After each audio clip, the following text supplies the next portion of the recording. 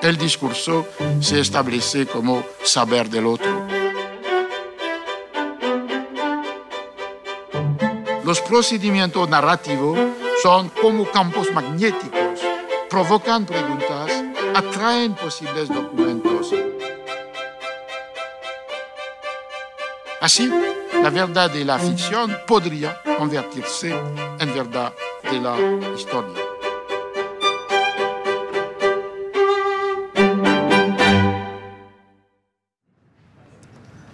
Una gran suerte, Roger, tenerte aquí entre nosotros, en este lugar, una biblioteca y del maestro, porque tu trabajo se ha centrado por muchos años, y creo que todavía se podría considerar que es así, en el libro como un objeto cultural privilegiado. Podríamos decir que es un vector, un vehículo de los significados, de los sentidos, la construcción de todo un mundo intelectual y moral. Y una de tus principales reflexiones en ese sentido creo que fue, y un gran hallazgo de tu parte, creo que fue el descubrir hasta qué punto el libro como objeto, el formato, la manera en que está impreso, la puesta en página del texto, hasta qué punto todos esos detalles que se refieren a la materialidad de la cosa han podido ser determinantes de la significación. Entonces, quizá me gustaría que habláramos un poco de ejemplos concretos, en que cómo se ha dado a lo largo de la historia de Occidente esa determinación del significado por las características materiales del libro. Sí, non, c'est un plaisir pour moi de continuer cette conversation commencée il y a longtemps. Et cette première observation amène immédiatement à penser à la définition même de ce qu'est un livre. Évidemment, tu as raison, au centre de l'analyse littéraire, philosophique, historique, il y a le livre comme livre.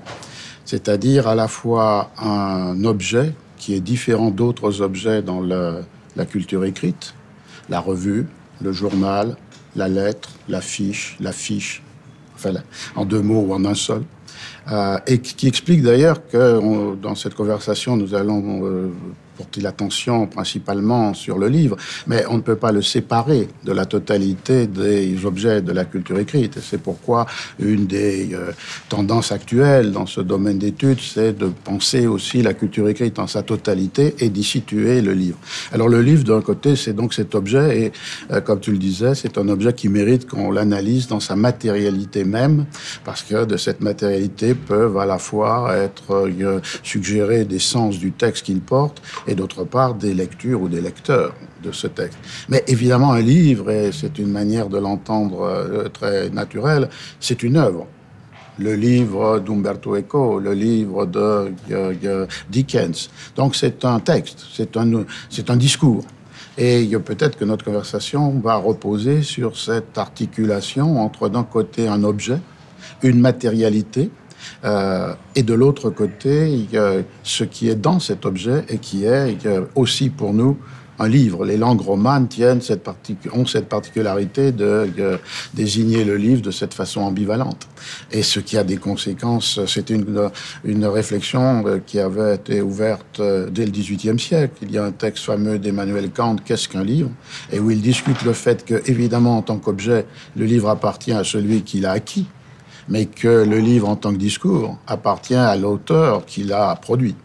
À partir de ce moment-là, on voit bien que cette dissociation théorique fondamentale qui fonde le copyright, la propriété littéraire, le droit d'auteur, est en même temps, matériellement, une indissociation, puisque ce discours qui appartient à l'auteur, il ne se trouve possiblement approprié par un lecteur que dans le livre, l'ouvrage, l'objet matériel qui appartient, lui, à son lecteur.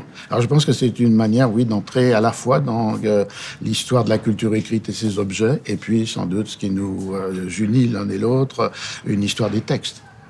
Yo me voy a corregir, porque quizá debí de haber dicho de una manera más genérica soportes posibles de un texto, porque de tu obra misma y de que te precedieron en el análisis de esta cuestión, como por ejemplo Lucien Febvre, el libro como tal sería un objeto que es lo que nosotros podríamos llamar la forma códice, y que a partir de la imprenta se convierte en este objeto universal, portador de sentidos.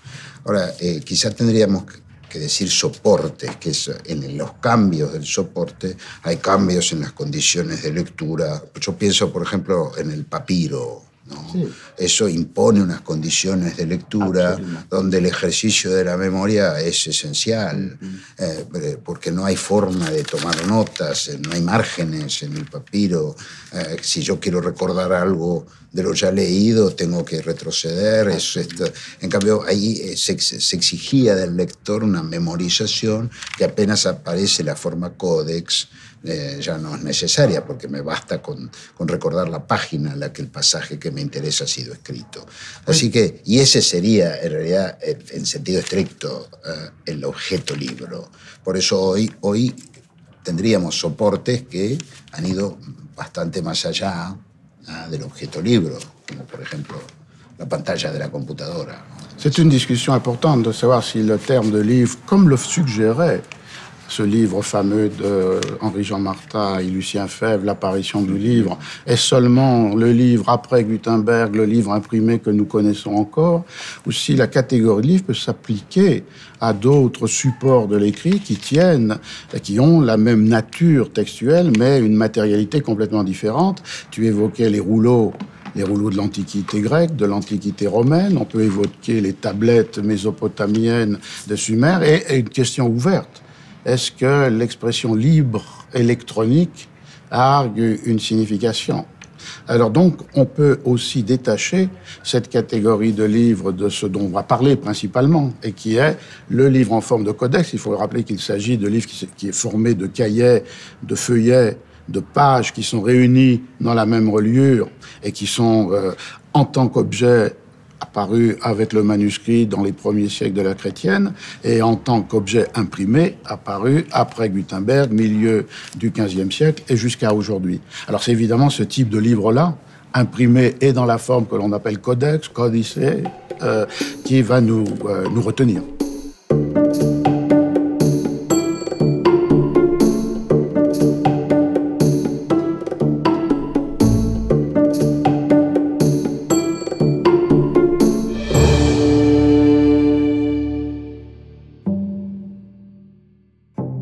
Interesaría que volviéramos a esta cuestión del formato como determinante de ciertos modos de lectura.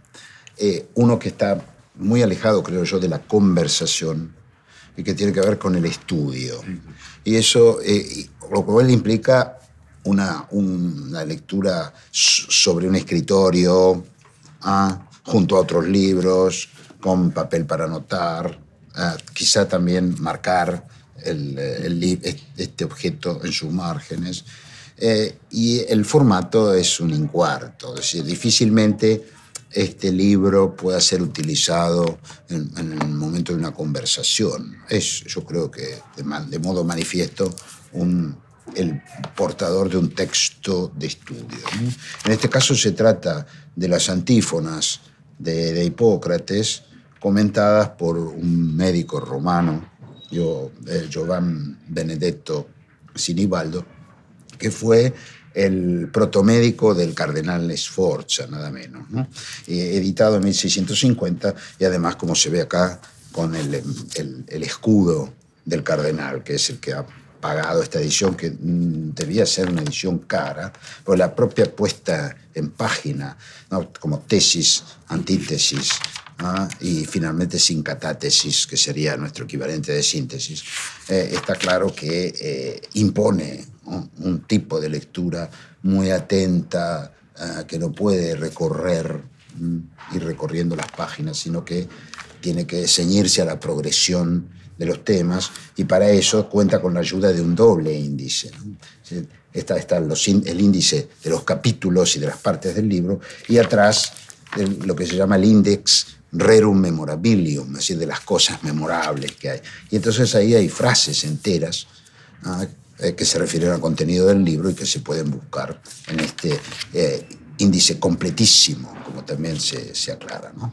Pero creo que aquí lo que hay es está relacionado con una actividad en torno al libro que es la de la lectura muy atenta, reflexiva, y que no se resuelve en una conversación. En todo caso, es más que nada del orden de lo que podríamos llamar un panorama o un paisaje puramente intelectual. Et de ce point de vue, d'ailleurs, cela permet de comprendre la continuité entre le monde du livre imprimé et le monde du livre manuscrit. On a beaucoup insisté sur l'importance, et à juste titre, de la rupture, de l'invention de Gutenberg. Mais ce que tu viens de dire, une hiérarchie entre des livres qui sont faits pour l'étude et faits pour être posés sur un pupitre ou sur quelque table que ce soit, que l'on appelait libro da banco dans la tradition italienne, était une catégorie. Une autre catégorie opposée, les livres que l'on peut mettre dans la poche et qui existaient dès l'époque médiévale, libro da bisaccia. Et puis, entre les deux, il y a les formats intermédiaires qui peuvent permettre un usage plus aisé. Et dans les petits livres, pas seulement des livres de besace de colporteurs, mais par exemple, avec Aldo Manus, héritier de cette tradition, les classiques grecs et romains dans un tout petit format qui permettait de les transformer pour les érudits, les humanistes en lecture de voyage. Donc on voit que cette importance de la hiérarchie des formats, elle est aussi une manière d'entrer dans une histoire du livre qui reconnaît la rupture de Gutenberg, mais qui reconnaît aussi des continuités extrêmement importantes. D'autre part, peut-être que cette remarque avec ce très beau livre nous amènerait aussi de nouveau au présent, dans la mesure où ce que tu as montré, c'est qu'on peut très bien lire ce livre, ou que l'on doit lire ce livre, sans le lire de la première à la dernière page. On peut, grâce aux index, y trouver immédiatement ce que l'on cherche. On peut en extraire une page ici et une page là et faire une comparaison, ce qui était une technique de lecture de la Bible absolument fondamentale, la lecture typologique qui comparait des passages de l'Ancien Testament considérés comme préfiguration du Nouveau Testament. Est-ce qu'aujourd'hui, dans ce que l'on appelle un livre électronique, ce type de pratique est possible? Et surtout, est-ce que ce livre permet, c'est-à-dire que chaque fragment, chaque passage particulier que le lecteur va choisir de lire en ignorant les autres, se trouve matériellement situé à un moment donné de la démonstration et de l'argumentation. Ce qui fait que même une lecture qui est une lecture fragmentée, segmentée, perçoit la totalité de l'œuvre à travers sa matérialité. Et une des révolutions les plus importantes du monde contemporain, c'est évidemment qu'il n'y a plus cette perception, puisque l'objet n'est pas le livre qui contient une œuvre particulière, mais un ordinateur, quelle qu'en soit la taille, du smartphone au PC, et qui, lui, est détaché de tout texte particulier. Ce qui fait que, par rapport à une œuvre donnée, la relation entre le fragment, la localisation du fragment, la raison de cette localisation dans une narration ou dans une argumentation se trouve peut-être infiniment plus difficile à percevoir, si tant est qu'elle demeurera encore nécessaire à percevoir. Et je crois que c'est une des ruptures les plus fondamentales du monde digital par rapport au monde de la culture imprimée. C'est cette relation complètement transformée entre le fragment et la totalité, à un point tel que quelquefois, le fragment perdrait même son nom, puisqu'il serait comme une unité textuelle totalement indépendante, autonome, détachée de la totalité. Or, ce qui définit le fragment, c'est qu'il est ou a été une part, une partie d'une totalité, une sculpture ou un codex.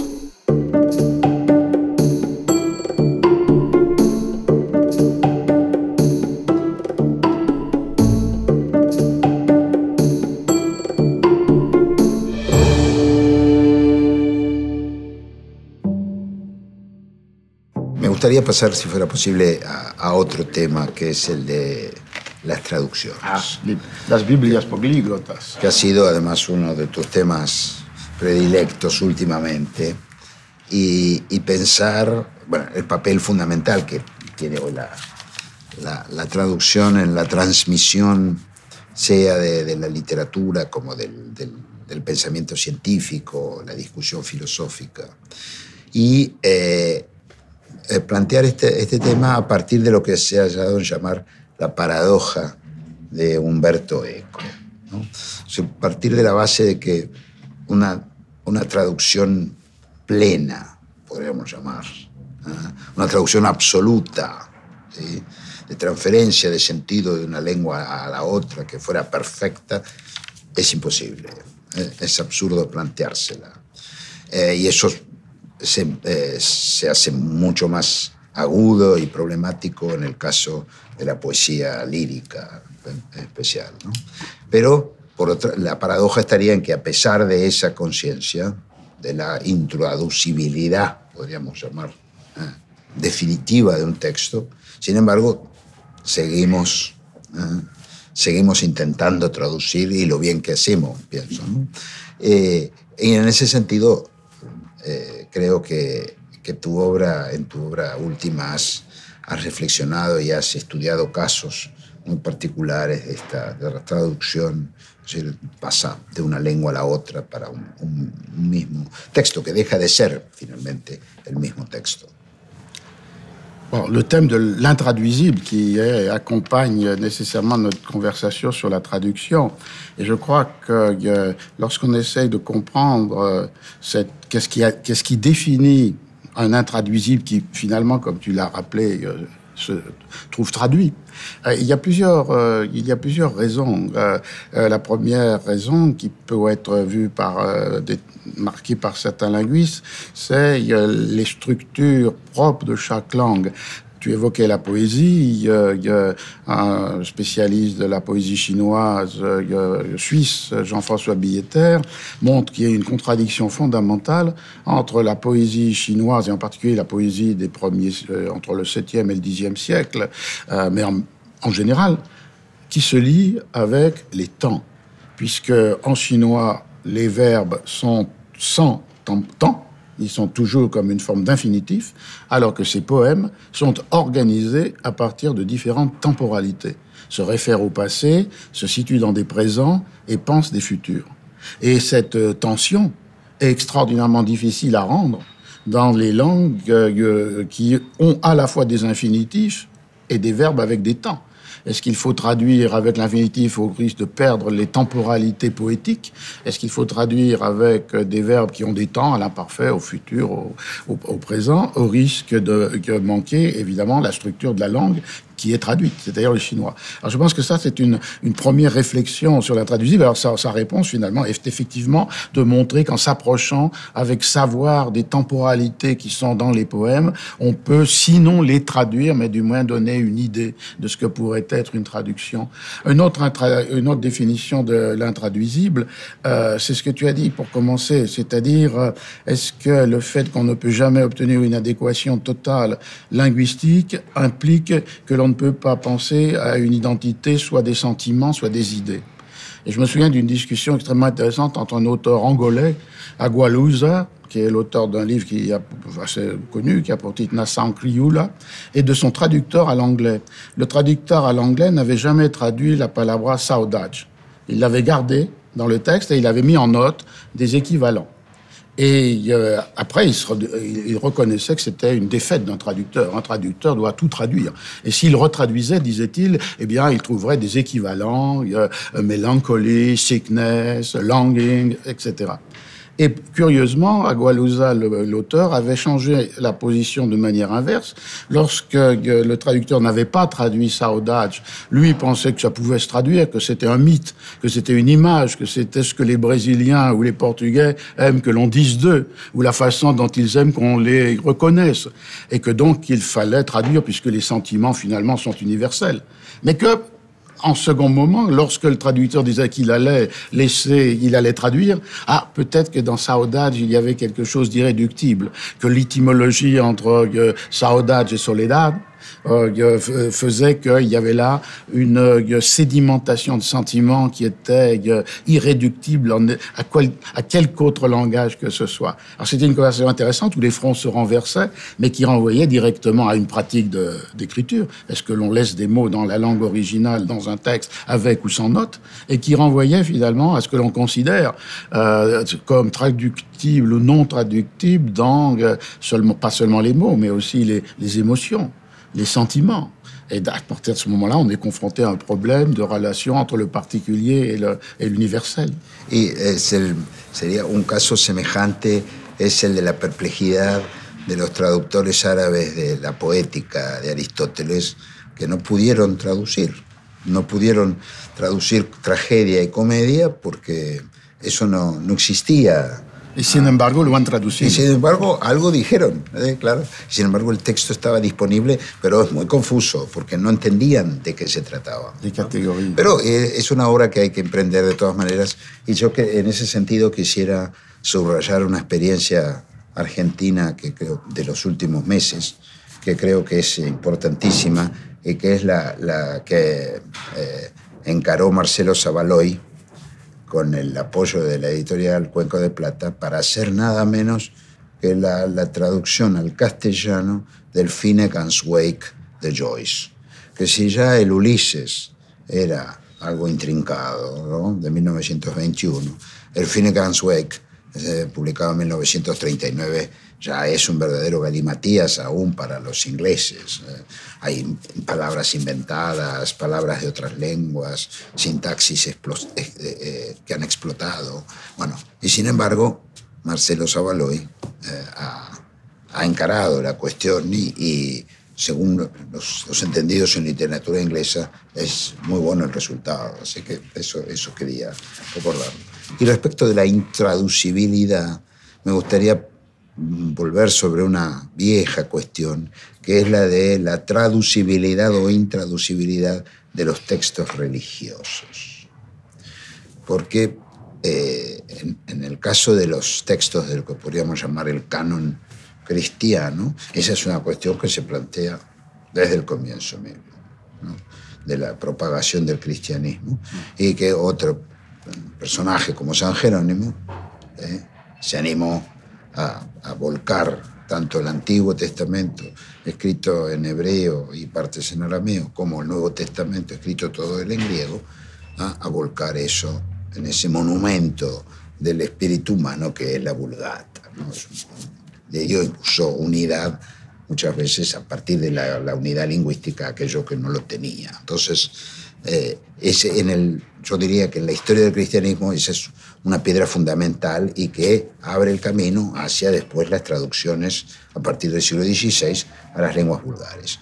Y el caso del Corán sería un caso exactamente en los antípodas, ¿no?, porque el Corán no se puede, teóricamente, no se debe traducir, ¿no?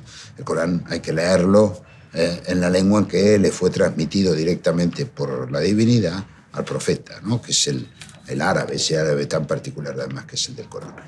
Y esto ha dado lugar a grandes especulaciones sobre las peculiaridades de la lengua árabe, ¿no? Al decir que en realidad la lengua árabe es la lengua por antonomasia de un pensamiento poético que puede admitir en su seno contradicciones lógicas, que son esas mismas contradicciones que uno encuentra en el texto del Corán, ¿no? Lo cual, yo he conocido a algunos intelectuales, podríamos llamar algo así como una suerte de ilustración árabe de la actualidad. Pienso en Sadiq al-Assam, un gran pensador sirio. Él dice que eso no es más que una consecuencia de lo que podemos llamar una evolución trunca, y es que el árabe no habría hecho de sus textos religiosos ni de la propia lengua la crítica radical que hace la filología en Europa a partir del siglo XV. Entonces, en lugar de verlo como una ventaja esto del árabe, sería la lengua poética por excelencia, él lo ve como una desventaja en lo que se refiere a la posibilidad de que el texto ¿no? Sea el texto y sus conversiones y sus variantes sean la base para el cambio social y cultural, ¿no? que implica el ingreso al mundo moderno. Et quand tu parlais, évoquais Joyce, je pensais à un Joyce du XVIIe siècle qui passait pour aussi intraduisible et qui était Baltasar Gracián, l'exto Oraculo Manual y Arte de Prudencia, que le traducteur français, 40 ans après la publication du texte original, disait « Oh, on m'a dit que j'étais bien audacieux de vouloir traduire un texte que même les Espagnols ne comprenaient pas. » Et donc, il développe cette idée de la difficulté de la traduction dans la pratique même de la traduction. Et donc, dans ce cas-là, c'est non seulement la complexité ou la subtilité d'un style qui est en question, mais finalement quelque chose qui est aussi en question dans le registre religieux dont tu as parlé, et qui est la protection du texte contre des lectures qui vont le corrompre. Parce qu'il y a cette idée qu'en particulier avec l'imprimerie, les livres peuvent être entre les mains de lecteurs ignorants et qui vont en donner des interprétations sauvages, et qui vont donc du coup détériorer ou corrompre le texte, est très puissante. Ce qui peut expliquer, par exemple, en parallèle avec ce que tu disais sur le monde musulman, les restrictions qui sont mises dans le monde catholique sur la lecture de la Bible en langue vulgaire, à partir au moins du XVIe siècle et jusqu'au XVIIIe siècle. Cela peut expliquer aussi la stratégie de Gracián qui le rendait si difficile à traduire et que son protecteur, Lastanoza, définissait comme la arcanidad del estilo, et qui était pour protéger le texte contre des lecteurs naïfs, contre des lecteurs vulgaires, el vulgo, ceux qui ne savent pas lire, déchiffrer, décrypter ce qui est le contenu du texte. Et donc le texte, on le sait, c'est une morale pratique qui est assez éloignée des commandements de l'Église, et que donc elle était à destination de ceux qui étaient capables d'entendre ces séries de recommandations, de conseils, d'avertissements à travers cette langue qui en était comme la protection pour contre ceux qui étaient des ignorants. Donc je crois qu'il y a aussi un intraduisible ou une difficulté du traduire qui se lie avec cette idée de la protection du texte, les arcanadei, l'idée que dans ce cas-là, on est en parallèle avec la définition négative de la curiosité.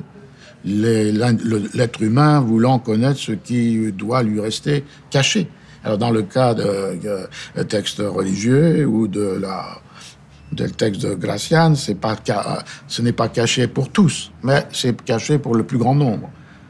Pour le vulgo, seul le discreto doit pouvoir entrer dans cette lecture. Alors je pense que ça, c'est un point intéressant, et que le thème de la traduction est un thème absolument fondamental. Aujourd'hui aussi, avec d'un côté la plus grande difficulté dans le monde de l'édition d'accepter des traductions, puisque ce sont des livres plus chers que les autres. Il faut payer, je l'espère, les traducteurs. Et donc on voit à l'échelle du monde une réduction de la pratique éditoriale de la traduction, ce qui peut être un extrême péril. Et finalement, la globalisation est bien loin de se traduire dans les traductions, si j'ose dire. Donc c'est une question. Et c'est aussi une question qui peut permettre d'entrer dans les grands déséquilibres dans le monde. Il y a des langues que l'on traduit et qui sont qui sont aussi celles qui traduisent, et il y en a d'autres qui restent isolées, marginales, dépendantes, minoritaires. Je crois que cette réalité, on la peut voir évidemment dès le XVIIe siècle. L'espagnol est une langue universellement traduite à l'échelle de l'Europe, rapidement, et souvent avec des rééditions ou des retraductions extrêmement nombreuses. Et quelle est la première traduction d'une pièce de Shakespeare en espagnol? C'est un Hamlet de Ramón de la Cruz, qui lui-même ignorait l'anglais et qui avait utilisé une adaptation française de Ducis, qui lui-même ignorait l'anglais et qui avait utilisé une traduction du milieu du XVIIIe siècle. Et c'est seulement en 1798 que Hamlet est traduit par Moratín à partir d'un texte original en anglais. Ce qui montre bien un déséquilibre immense entre une langue qui est une langue rustre de marchands et ignorée, qui était l'anglais, ça a changé depuis, mais qui était l'anglais, et d'autre part une langue qui est la moins imparfaite des langues, et surtout le véhicule de toutes les innovations littéraires, romans de chevalerie, littérature picaresque, littérature pastorale avec l'italien, et le Quichotte, qui à lui-même est une proposition intellectuelle et esthétique originale. Et on voit bien que là, il y a une mesure du déséquilibre, sinon économique, mais du moins culturel. Et on ne doit pas penser qu'il y a une unité qui est un donné. Alors, en histoire de la littérature, on peut comparer Shakespeare à Cervantes, mais il est bien clair que Shakespeare avait lu peut-être en traduction le Quichotte, alors que je doute que Cervantes ait jamais entendu prononcer le nom de ce dramaturge qui s'appelle William Shakespeare.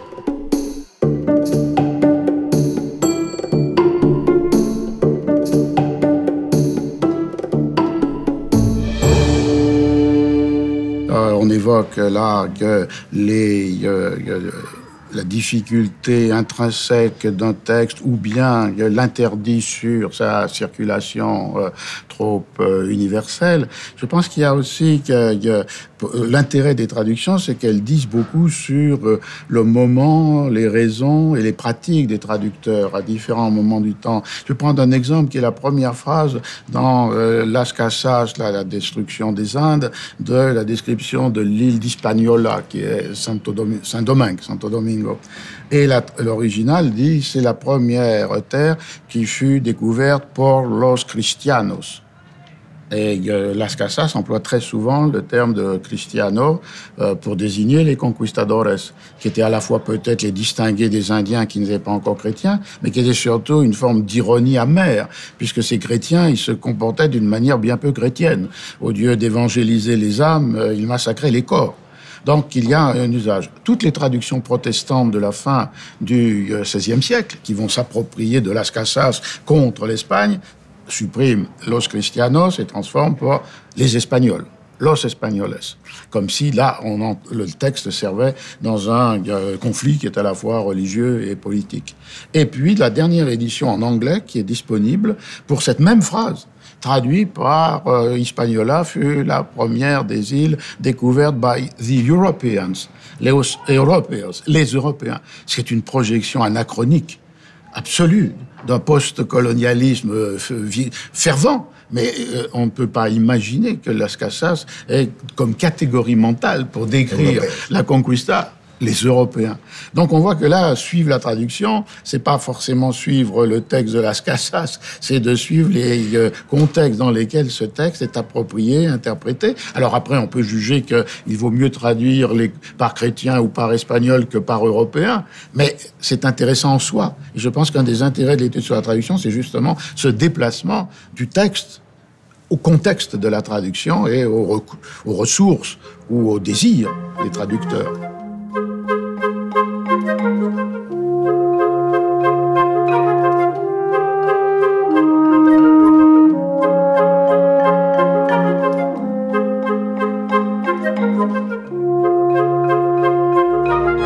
Roger, muchísimas gracias por haber participado en este diálogo transatlántico.